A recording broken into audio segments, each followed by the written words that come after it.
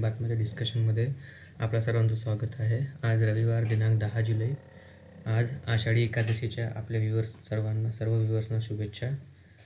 एवढं बोलून आपण आपल्या आजच्या लेक्चर्सला आपण सुरुवात करूया. बघा, आपला हा जो इनिशिएटिव्ह आहे, ह्या इनिशिएटिव्हमध्ये मी एक्सपेरिमेंट करून बघत आहे. स्टार्टिंगला बघितलं आपण की काही टॉपिकना डिस्कस करायचा आपला प्रयत्न होता, पण माझं असं जसं आता व्ह्यू बदलला आहे. मुख्य परीक्षेसाठी आपल्याला थरोली डिटेल अभ्यास करण्याची गरज आहे. तर आपण न्यूजपेपरचं वाचण्याची जी पद्धत आहे त्या पद्धतीवर पहिले काम करायला पाहिजे, मला असं वाटतं. तर आपण लोकसत्ता पेपराच्या जे महत्त्वाच्या चालू घडामोडी असतात आणि तो वाचायचा कसा, हे आपण या व्हिडिओमध्ये थोडंसं डिस्कस करूया. दररोजचे डिस्कशन आपण घेऊ. आपल्या GS 1, 2, 3, 4 ह्या मुख्य परीक्षेच्या अनुषंगानं जे पण करंटचे टॉपिक महत्त्वाचे असतील त्यांना आपण या ठिकाणी डिस्कस करणार आहोत. ठीक आहे. तर बघूया ह्या पेपरमधलं कोणत्या कोणत्या गोष्टी कशा कशा अभ्यासाच्या असतात आणि कोणत्या व्ह्यूजनं त्यांना बघायचं असतं. हे बघा, पेपर हातात घेतल्यानंतर पहिलंच हे बघा, अबे के लिए अलविदा, म्हणजे जपानचे पूर्व पंतप्रधान शिंझो आबे यांची गोळी मारून हत्या करण्यात आली आहे. ह्या टॉपिकवरून बघा काय लक्षात येतं. जापान आणि भारत यांच्यातील परराष्ट्रीय संबंध कसे आहे, ऐतिहासिकरित्यापासून आत्तापर्यंत आपला परराष्ट्रीय संबंध कसे कसे विकसित होत गेले, त्यांचा अभ्यास आपल्याला या ठिकाणी करायचा आहे. त्यानंतर जापानची भौगोलिक परिस्थिती. जापान हा एक बेटांनी बनलेला देश आहे ना. त्याच्यामध्ये किती बेटं असतात, काय असतात, याचा अभ्यास आपल्याला या ठिकाणी हा जो फोटो आहे, हा फोटो पाहिल्याबरोबर ह्या सगळ्या गोष्टी आपल्या लक्षामध्ये यायला पाहिजे. त्याच्या खालचीच न्यूज बघा काय आहे. पालिका निवडणुकांबाबत निवडणूक आयोगाच्या निर्णयाकडे लक्ष. आता याचा अर्थ काय आहे बघा. ह्या पालिका म्हणजे नगरपालिकांच्या ज्या निवडणुका आहेत ते कंडक्ट करण्याचं काम कोण करतं, राज्य निवडणूक आयोग करतं, स्टेट इलेक्शन कमिशन. तर हे स्टेट इलेक्शन कमिशन हे कशामध्ये येतं, पंचायती राजचे जेवढे पण आर्टिकल आहे 243 समथिंग, त्या आर्टिकलमध्ये यांचा उल्लेख येतो. तर हे सर्व आर्टिकल आपल्याला तेव्हा बघणं गरजेचे आहे. अमुक जर का आपल्या अभ्यासामधून असतील तर आपण तेव्हा रिव्हिजन करून घेणं गरजेचे आहे. ठीक आहे. त्यानंतर आपण वळूया या बातमीकडे. आज सर्वांना माहीत आहे की आज आषाढी एकादशी आहे. त्यामध्ये बघा, तुकाराम महाराजांच्या जयघोषात. हा बघा टॉपिक, तुकाराम महाराज आहे ना. तुकाराम महाराजांचं ऐतिहासिक कॉन्ट्रीब्युशन काय आहे, त्यांची ग्रंथसंपदा काय आहे ना. भक्ती, जसं तुकाराम महाराज कशाशी जुळलेले आहेत, भक्ती मुवमेंटशी, म्हणजे भक्ती चळवळ जी उभी झाली होती आपल्या मध्ययुगीन भारतामध्ये, त्यांच्याशी हे सगळं निगडीत आहे. आपण ह्या बहाण्यानं ते सगळ्या गोष्टी आपल्या रिव्हिजन करून घेतल्या पाहिजे आहे ना. आणि हे जवळपास भव्य असा मेळावा भरत असतो. यामध्ये जवळपास 10 लाखाहून अधिक भावक पंढरीत दाखल झालेले आहेत. ठीक आहे. नंतर साईडची न्यूज बघा, वाधवान बंधूंच्या घरावर CBIचा छापा. आता ही न्यूज जरी पॉलिटिकली मोटिवेटेड असली तरी याच्यामध्ये आपल्याला कामाची गोष्ट आहे CBI. आता CBI ही वैधानिक बॉडी आहे, संविधानिक बॉडी आहे की गैरवैधानिक आहे, गैरसंविधानिक आहे, कोणत्या प्रकारची बॉडी आहे, हे सर्व प्रश्न तुमच्या डोक्यामध्ये त्याच वेळेस पडायला पाहिजे. ठीक आहे. त्यानंतर बघा खाली या, अर्थसंकटग्रस्त श्रीलंकेत अराजकता. आता अर्थसंकट काय असतं, आर्थिक संकट काय असतं, प्रत्येक संकट वेगळ्या प्रकारचं असतं. राजकीय संकट, आर्थिक संकट, सांस्कृतिक संकट, त्यामध्येच अर्थसंकटग्रस्त श्रीलंका. आता श्रीलंका आणि भारताच्या खालचं एकदम आपल्या शेजारी राष्ट्र आहे श्रीलंका, आणि श्रीलंकेमध्ये सध्या अराजकता पसरलेली आहे. तर श्रीलंकेमध्ये अराजकता पसरवण्यामागं चीनचा खूप मोठा हात आहे असं म्हटलं जातं. तर डायरेक्टली म्हणा, इनडायरेक्टली म्हणा, यातून फायदा जो होणार आहे तो चीनला खूप जास्त होणार आहे. ठीक आहे. कारण की आपल्याला जर का आता एक महासत्ता देश बनायचं असेल तर आपल्याला आपला जो रिजनल पॉलिटिक्स आहे जिओग्राफिकल एरियामधला, त्याच्यावर आपलं प्रभुत्व असणं हे खूप जास्त गरजेचं आहे. आणि श्रीलंकेमध्ये अराजकता पसरणं हे भारतासाठी इनडायरेक्टली खूप वाईट गोष्ट आहे. तर ह्या सगळ्या गोष्टीचा अंदाज आपण जेव्हा अधिकारी होणार त्या गोष्टीचा अंदाज आपण लावू शकलो पाहिजे. आणि आता जो मुख्य परीक्षेचा रिटर्नवाला पॅटर्न आहे त्यामध्ये सिलेबसनुसार ह्या बाबीवर विचार करण्याची क्षमता आपल्याला विकसित करायची आहे. आता अर्थसंकट म्हटल्यानंतर अर्थसंकट काय असतं, श्रीलंकेमध्ये अर्थसंकट. तर श्रीलंकेमध्ये अर्थसंकट कशामुळे आलं, कोणत्या कोणत्या गोष्टी त्यासाठी कारणीभूत आहेत. ठीक आहे. तर ह्या सगळ्या गोष्टींचा अभ्यास आपल्याला असायला पाहिजे. नंतर इकडेच एक न्यूज आहे बघा कोपऱ्यामध्ये, नवविजेती एलिना. आता ही कोण आहे, टेबल टेनिस माहीत आहे तुम्हाला, तो वेगळा झाला. हा लॉन टेनिस आहे. हे दोन वेगवेगळे खेळ असतात.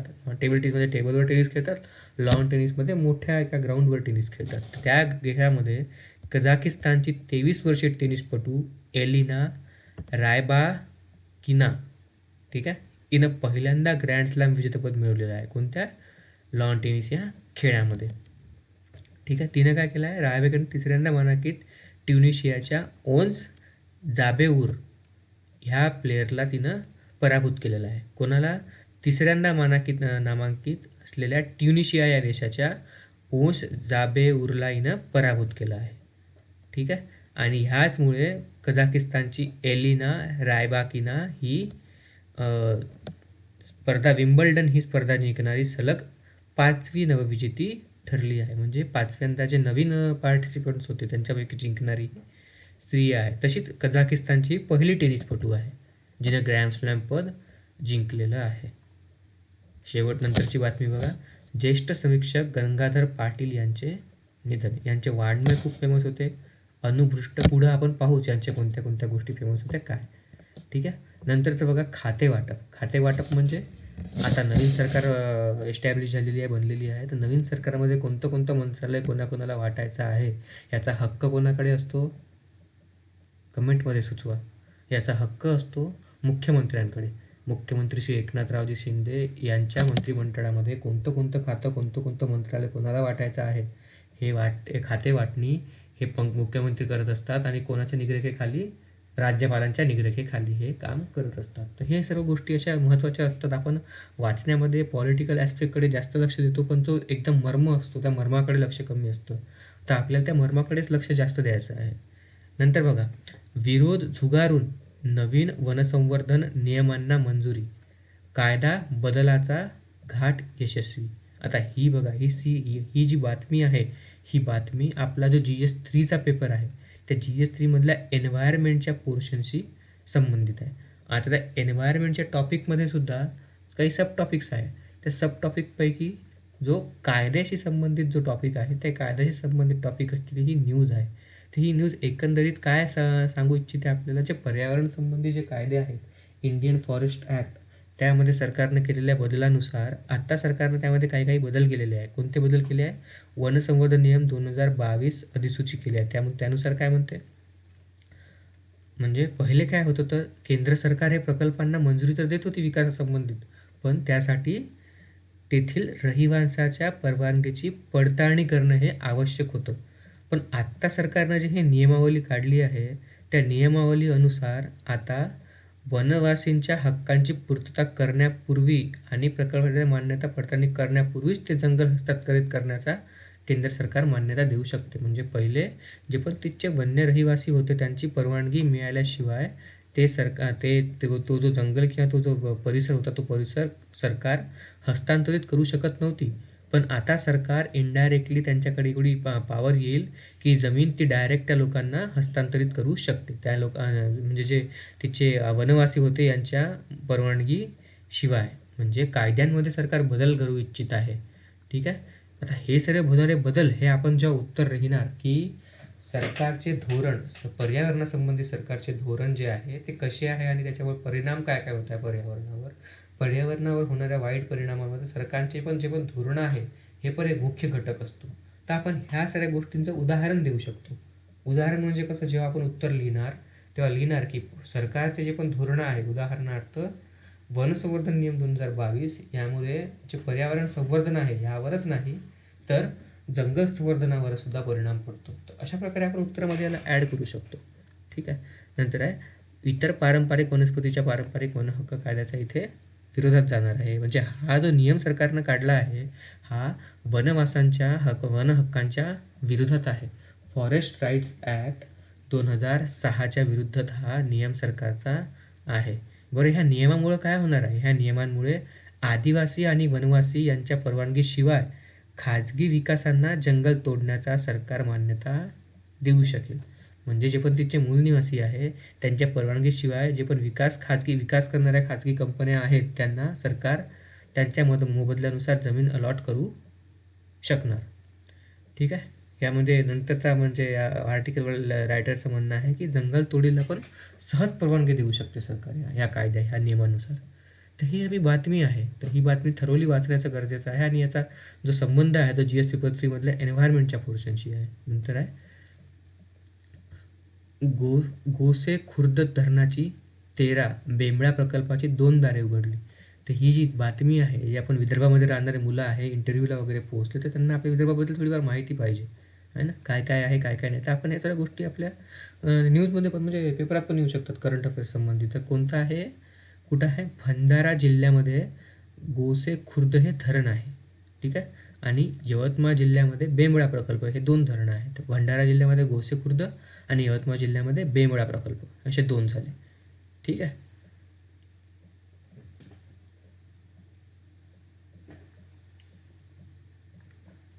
तर ह्या बातम्या झाल्या. नंतर हे सगळे पॉलिटिकल न्यूज आहे ना. नंतरची न्यूज बघा, ही आहे अमरनाथ परिसरातून 12,000 भाविकांची सुटका.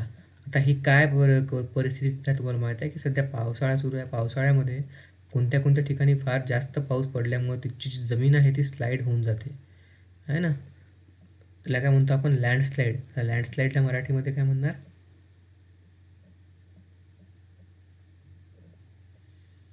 ठीक आहे. तर लँडस्लाईड आहे, है ना. लँडस्लाईडमुळं तिथं लोकांचे जीव चाललेले आहेत, तिथं अपघात होत आहे. त्या अपघातास होणाऱ्या परिसरामधून लोकांना आता NDRFच्या टीम्स बाहेर काढणं चालू आहे ना. MH-16 हेलिकॉप्टरचा वगैरे वापर करून. ह्या बातमीमध्ये महत्त्वाचं काय? अमरनाथ कुठं आहे, अमरनाथ कोणत्या राज्यामध्ये आहे, त्याचं लोकेशन कुठं आहे, अमरनाथ हे कोणत्या पर्वतावर येतं, अमरनाथमधून कोणत्या नदीचा उदय होतो का, हे सर्व आपल्याला या ठिकाणी अभ्यासावं लागेल. म्हणजे हॉलिस्टिक ॲप्रोच, जो इंटिग्रेटेड ॲप्रोच आहे, अमरनाथचं हिस्टॉरिकल इम्पॉर्टन्स काय आहे, हे सर्व आपल्याला या ठिकाणी पाहावं लागेल. नंतर आहे जगमोहन रेड्डी, हे पण पॉलिटिकल न्यूज आहे ना. नंतर हे पण पॉलिटिकल. नंतर बघा, ट्विटर खरेदी व्यवहारातून इलॉन मस्क यांची माघार झाली. तर आता ही ट्विटर डील खूप महत्त्वाची होती. मागं एक न्यूज पण येऊ शकतो, म्हणजे त्याचा प्रश्न पण येऊ शकतो की ट्विटर डील कोणी खरेदी केली होती. ती होती इलॉन मस्क. इलॉन मस्क हे कोणत्या कंपनीचे मुख्य कार्यकारी अधिकारी आहेत? टेस्ला नावाच्या कंपनीचे. नंतर आहे गुजरातमध्ये गणेश मूर्तीच्या उंचीवरील निर्बंध रद्द. आता गणेश मूर्ती सर तुम्ही म्हणा की कसं काय इम्पॉर्टंट राहू शकतो बातम्यामध्ये? मग गणेश मूर्तीमुळे काय होत आहे? पर्यावरणाचं प्रदूषण खूप जास्त वाढतं. कोणत्या प्रकारचं प्रदूषण वाढते? जलप्रदूषण. कारण की ह्या मूर्त्यापासून जो पण केमिकल्स पाण्यामध्ये मिसळतात, त्यामुळे पाण्याचं दूषितीकरण होतं. तर ही असे न्यूज आपण इंटिग्रेट करू शकतो. आणि आपण जेव्हा उत्तर लिहिणार आहे आन्सर, तर हे सर्व उदाहरणं आपल्याला त्याच्यामध्ये द्यायचे आहे. ह्या उदाहरणामुळं काय होतं की आपलं आन्सर हे भरभरून आणि आपल्याला मार्क भेटण्याचे चान्सेस पण जास्त वाढतात. नंतरची बातमी बघा, मधुमेहींना 40शीतच मोतीबिंदू विकर शक्य. हे आरोग्याशी संबंधित बातमी आहे.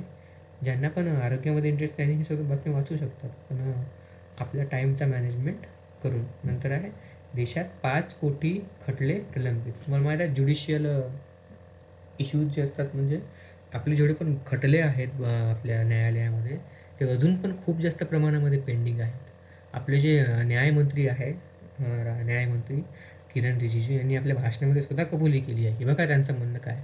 भारतातील न्यायदान प्रक्रियेत येथील न्यायाधीशांना दररोज 30 ते 40 प्रकरणे हाताळणी लागतात, तर इंग्लंड अमेरिकेतील न्यायाधीशांना दिवसात जेमतेम 3 ते 4 प्रकरणं. तर आपल्याला 40-50 काउंट आणि त्यांना 3-4 काउंट, कारण की त्यांच्या देशामध्ये जेवढे पण खटले म्हणजे प्रलंबित आहे, म्हणजे खूप वर्षापासून चालत आलेले आहे, ते कमी आहे. आणि आपल्या देशामध्ये ते खटले जास्त आहे. ह्या कारणामुळं ते आपल्या देशातल्या जज लोकांना, न्यायाधीशांना जास्त काम करावं लागतं. त्यासाठी सरकारने काय करायला पाहिजे? रिक्रुटमेंट्स वाढवायला पाहिजे. Indian administrative system, IAS IPS सारखी एक इंडियन ज्युडिशियल सिस्टम पण आपण बनवू शकतो. हे सगळं हे सर्व आपण त्यांना सजेस्ट करू शकतो. हे सर्व गोष्टी इश्यूज आहेत, आहे ना. नंतर आहे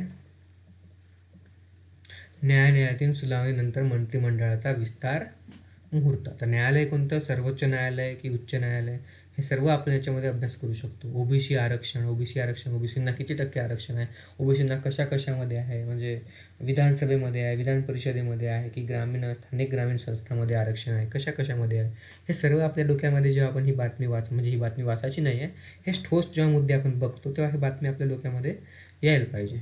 नंतर बघा, ओबीसी राजकीय आरक्षणास हिरवा कंदील. ओबीसींना राजकीय आरक्षण कशामध्ये असतं?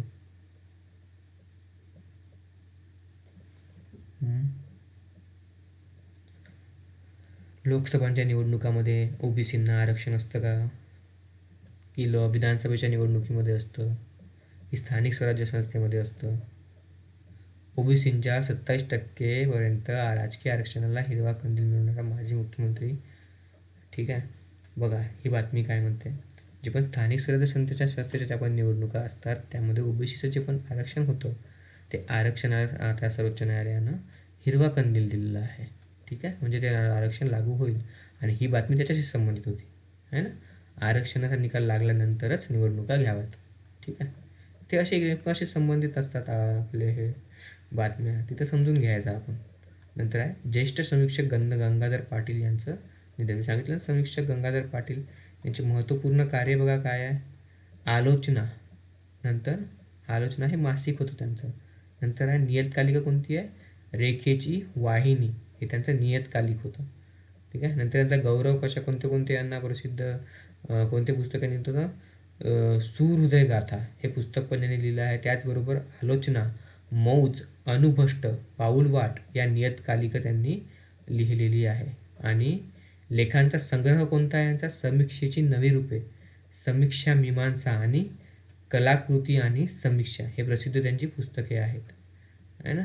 आणि ह्या तीनही पुस्तकांना महाराष्ट्र शासनाचा पुरस्कार मिळालेला आहे. हे खूप मोठे समीक्षक गंगाधर पाटील होते, यांचं निधन झालं आहे अमेरिकेमध्ये. बघा याच्यामध्ये आणि राजकारण हे साहित्य अनुमुष्ट प्रतिष्ठाने सभासद. ठीक आहे, तसंच म्हटलं ना अर्थसंकल्प श्रीलंकामध्ये अर्थसंकल्प येण्यामागचं कारण काय होतं काय नाही ते याच्यामध्ये पाहायचं होतं. नंतर आहे केंद्राकडून वनजमिनी विकासांना आंदण, म्हणजे मी सांगितलं ना तुम्हाला वनजमिनी विकास तो कायदा जो होता आपला जंगलाशी संबंधित फॉरेस्ट ॲक्ट त्यासंबंधी ही गोष्ट आहे.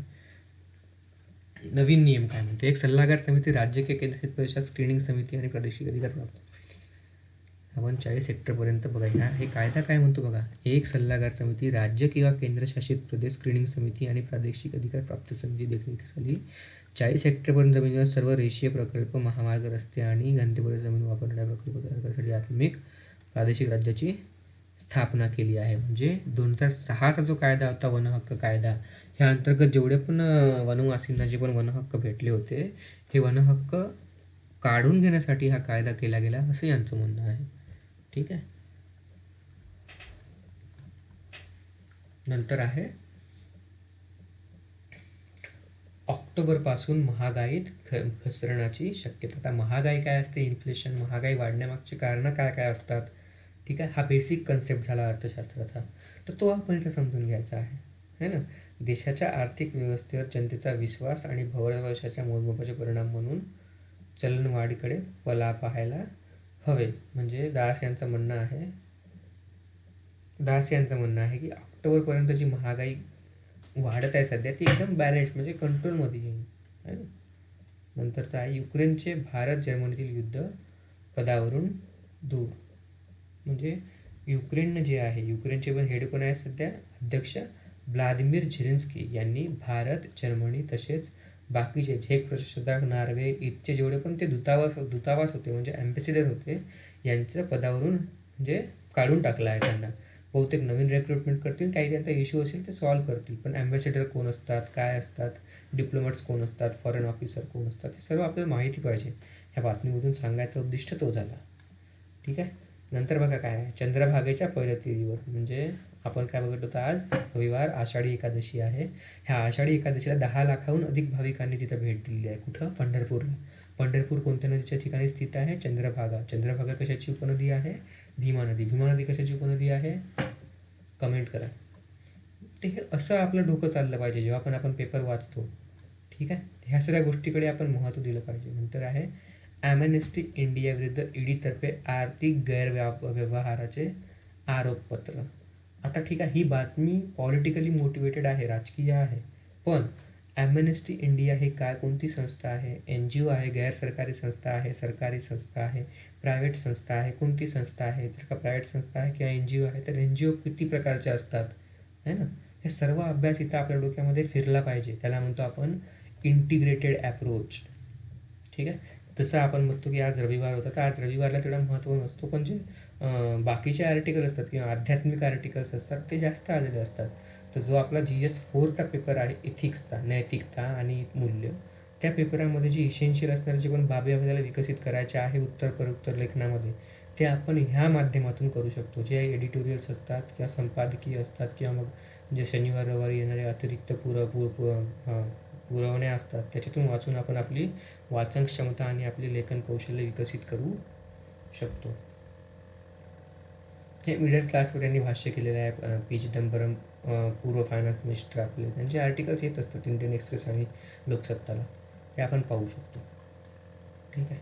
नंतर आहे अमरावतीची प्रयोगशाळा, बच्चू कडू, नवनीत राणा, हे नेहमी न्यूजमध्ये असणारे चेहरे आहेत.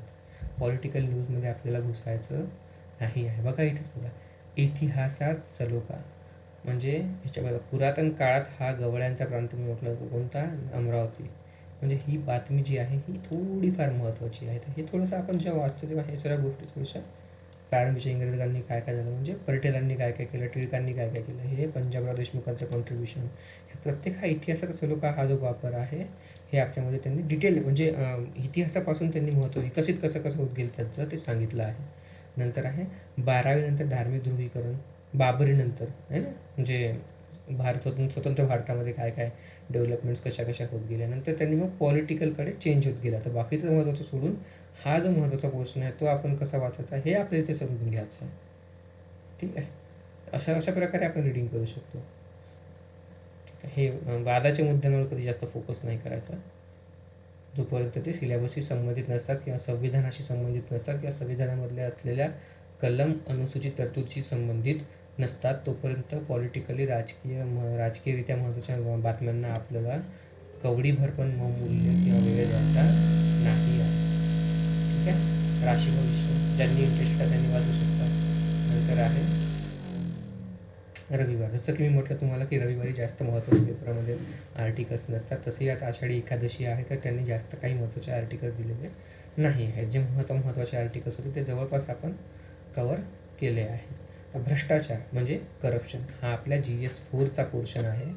ठीक आहे. याला पण आपण नंतर कवर करणार आहोत. नंतर बघा, अर्थव्यवस्था $5 ट्रिलियन पर्यंत पोहोचवण्याचे केंद्राचे प्रयत्न. आता $5 ट्रिलियन कधीपर्यंत? 2025 पर्यंत आहे ना. म्हणजे हे आमदाराचं वक्तव्य आहे. तर $5 ट्रिलियन आपल्याला 2022पर्यंतच करायची होती, पण कोरोना आल्यामुळं, महामारी आल्यामुळे ते टार्गेट आपण आपलं पूर्ण करू शकलेलो नाही. ठीक आहे. हे अशा बातम्या असतात, आपल्याला म्हणजे वाचताना फोकस करायला पाहिजे या बातमीवर. नंतर आहे जिल्ह्यात 24 तासात कोरोना बरं, म्हणजे हे ठीक आहे, ते आता जुनी बातमी झाली आहे ना.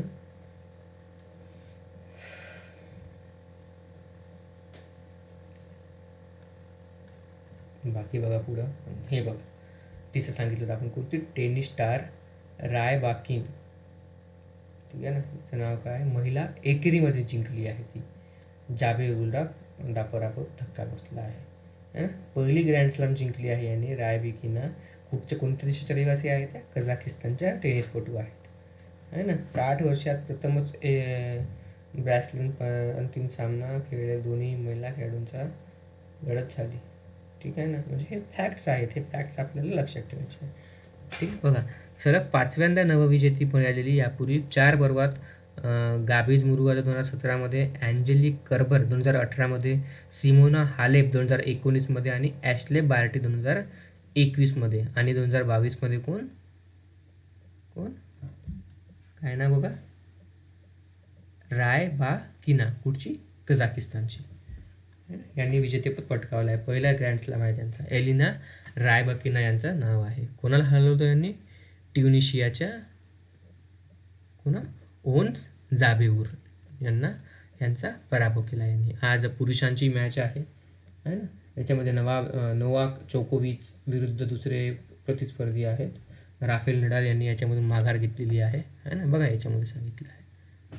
ठीक आहे. यांच्यामध्ये मॅच राहणार आहे. नडाल, जोकोविच हे आपल्या खेळाडूशी संबंधित आहे. कधी कधी MPSC प्रश्न विचारून घेते या सर्व विषयांवर, तर ह्यावर आपण लक्ष केंद्रित केलं पाहिजे. लोकरंगमध्ये तेच सांगितलं ना. बघा हे एकदम किती मस्त कार्टून आहे. मतदान करायला आपण डोळे बंद करून जातो, रिश्वत घेऊन जातो, आणि जे लोक जिंकून येतात ते आपल्याला मग मगरासारखे खाऊन टाकतात है ना. महाभारत, विनकर पीटर, हे सर्व फिलॉसॉफिकल आर्टिकल्स आहेत. ज्यांना आपले लेखन कौशल्य विकसित करायचं आहे त्यांनी सुरुवातीला ह्या प्रकारच्या आर्टिकल्समध्ये वेळ इन्व्हेस्ट करायला पाहिजे. म्हणजे ते एक वेस्टेज नसतो, तर ती एक गेन असतं है ना.